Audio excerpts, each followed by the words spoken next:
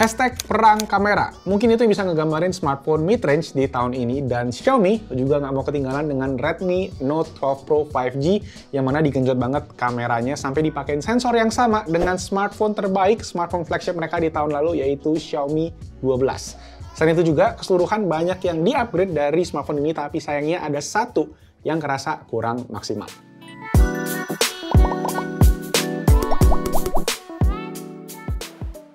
Yo, what's up guys, and welcome back to Best Indo Tech YouTube channel sama gue Malvin, dan ini dia Redmi Note 12 Pro 5G. Dan Xiaomi Indonesia baru aja rilis ada 3 varian ya mid-range mereka di tahun ini.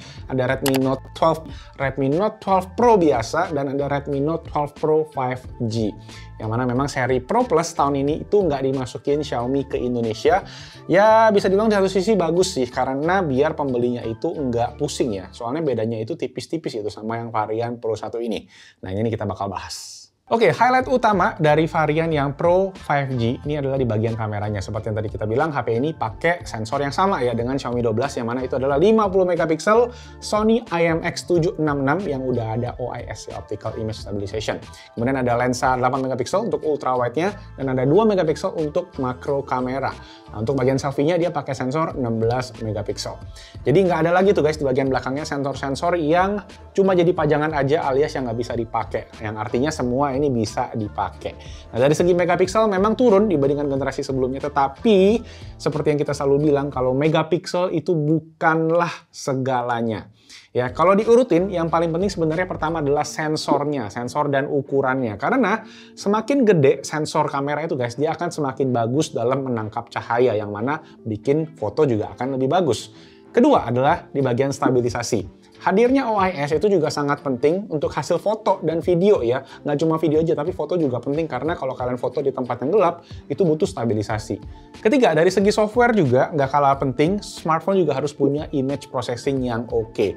Kadang memang brand-brand HP itu suka tendensinya fokusnya ke angka megapiksel ya, sebagai acuan. Karena memang ya mungkin itu paling gampang diterima oleh konsumen yang sehari-hari, konsumen awam gitu. Ya nggak bisa dibilang salah juga, karena memang megapiksel bisa jadi salah satu faktor, tetapi again bukan yang paling utama. Oke, ini dia untuk hasil tes dari kameranya. Kamera utamanya jujur kerasa ini memang bener flagship sih. Detailnya dapet, bangunan sampai neon box juga dapet exposure-nya pas gitu ya. Gerakan dari orang-orang yang lagi jalan juga bisa ke-capture dengan baik di posisi yang malam gini ya. Dan dynamic range-nya juga mantap. HDR-nya ngebantu banget buat kasih detail yang lebih oke pas kita motret di kondisi yang agak gelap. Lihat nih perbedaannya, pas on dan juga pas off ya, high dynamic range-nya. Nah, satu yang gua notice adalah pas pakai digital zoom yang 2x di malam hari, HDR-nya kayaknya kurang bekerja maksimal gitu ya. Dia tuh aktifnya cuma pas di kamera 1x aja. Jadi kalau kalian bisa lihat di lampu ini kayak ada efek lampunya jadi lebih berpendar gitu. Yang mana bisa dibilang itu kendala di softwarenya aja sih. Jadi semoga bisa jadi masukan untuk Xiaomi untuk update software berikutnya bisa dibenerin di bagian sana, karena gue suka pakai digital zoom 2x-nya tadi. Kita juga bisa notice ada flare ke lensa pas motret di tempat yang banyak kelap-kelip cahaya kayak gitu ya.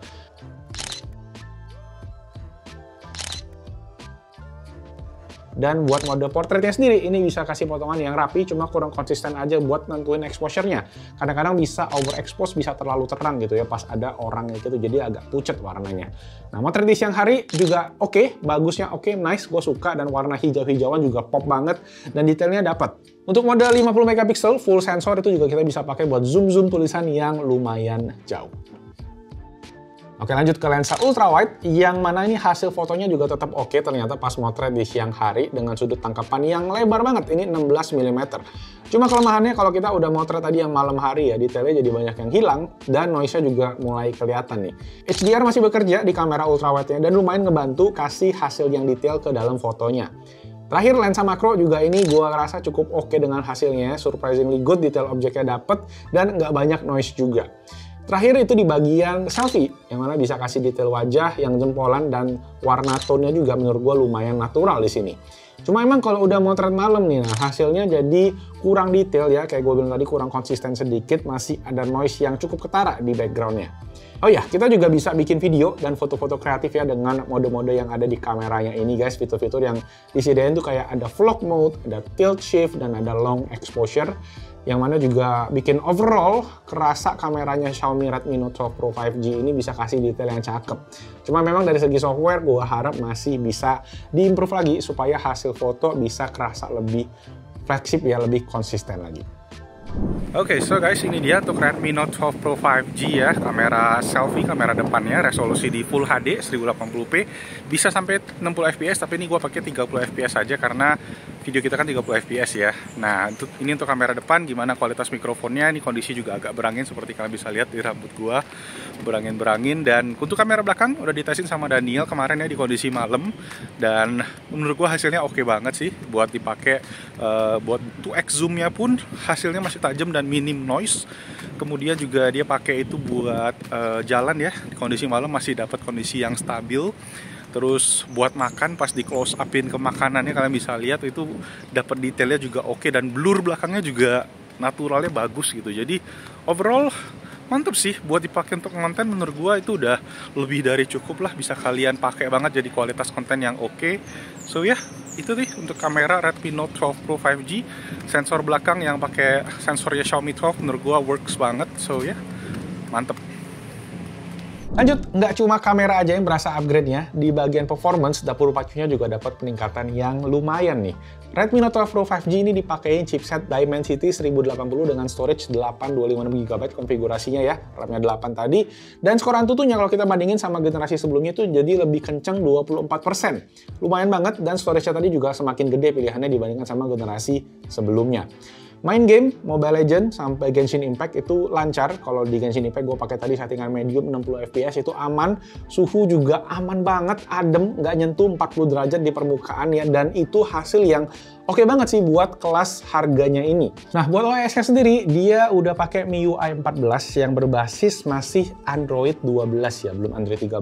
Tetapi baru aja gue cek untuk update-nya sendiri, dia udah sampai security update-nya itu bulan Maret 2023, jadi aman. Dan ya ngomongin MIUI sendiri memang mesti agak effort ya buat matiin iklan. Tapi ya selama ini gue sendiri jarang pakai aplikasi bawaan, jadi gue ngerasa iklannya itu nggak mengganggu yang gimana banget. Tapi ya intinya ini bisa dimatiin, jadi kalian tinggal ya ngubek-ngubek sedikit settingnya buat matiin iklannya.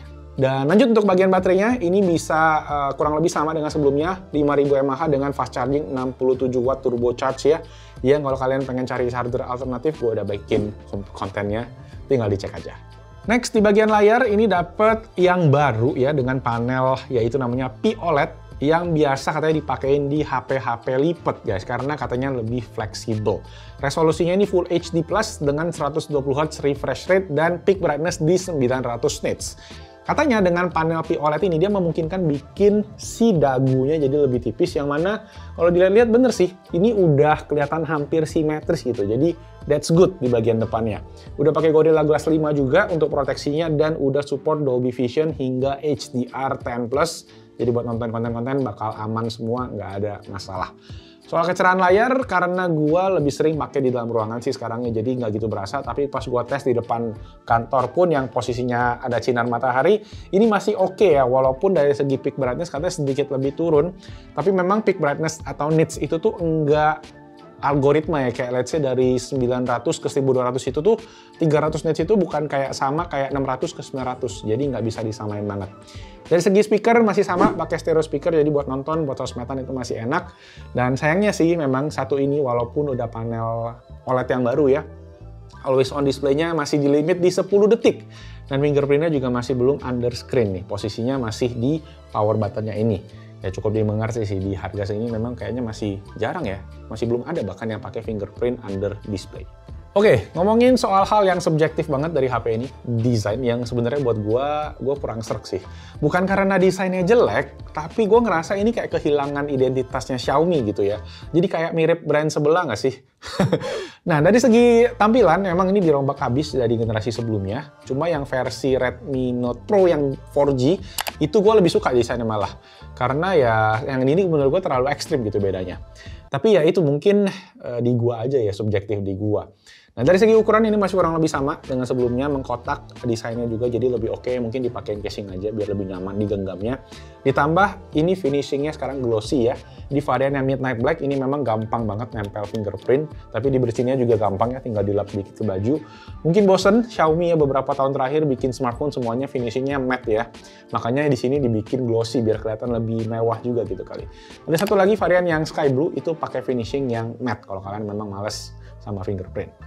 Satu lagi yang baru adalah smartphone ini udah punya sertifikasi IP53, Water and Dust Resistant. Jadi kalau kalian yang suka ciprat-ciprat air, mungkin lagi olahraga, kena debu, itu bakalan aman.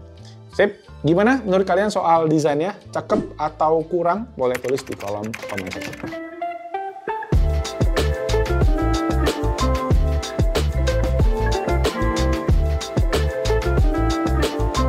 Oke, kesimpulannya gimana? Dari segi kamera, gue kasih jempol. Tapi dari segi desain agak turn down menurut gue buat HP-nya, kayak kurang ngegambarin kalau HP ini tuh HP yang kameranya bagus gitu. Harusnya mungkin modul kameranya masih bisa lebih ditonjolin desainnya ya, atau ya dimiripin sama flagship yang mereka gitu, tahun lalu kan kelihatan gitu, wah gitu kameranya. Walau begitu upgrade-nya dari segi performance dan overall user experience menurut gue udah oke banget buat sehari-hari. Ya ini HP yang kalian harus kenal gitu ya. Butuh kenal, tak kenal maka tak sayang. Dirasain baru berasa enaknya di mana. Dan dari segi harga sendiri, Redmi Note 12 Pro 5G ini di value di harga 4,599 juta rupiah dijual Xiaomi ya. Dan dari segi harga menurut gua oke banget sih buat kelasnya, karena gua cek di harga 4,5 jutaan. Kayaknya Redmi Note 12 Pro ini ngasih balance yang oke antara performance tadi dan juga kameranya. Nah, untuk penjualannya udah tersedia di online dan offline juga. Nanti dicek aja di kolom deskripsi di bawah. Dan jangan lupa buat share komen kalian soal HP ini di kolom comment section di bawah. And yes, that's it for Xiaomi Redmi Note 12 Pro 5G. Thank you semua yang udah nonton. Itu aja, nama gue Malvin. See you guys next time. Ciao.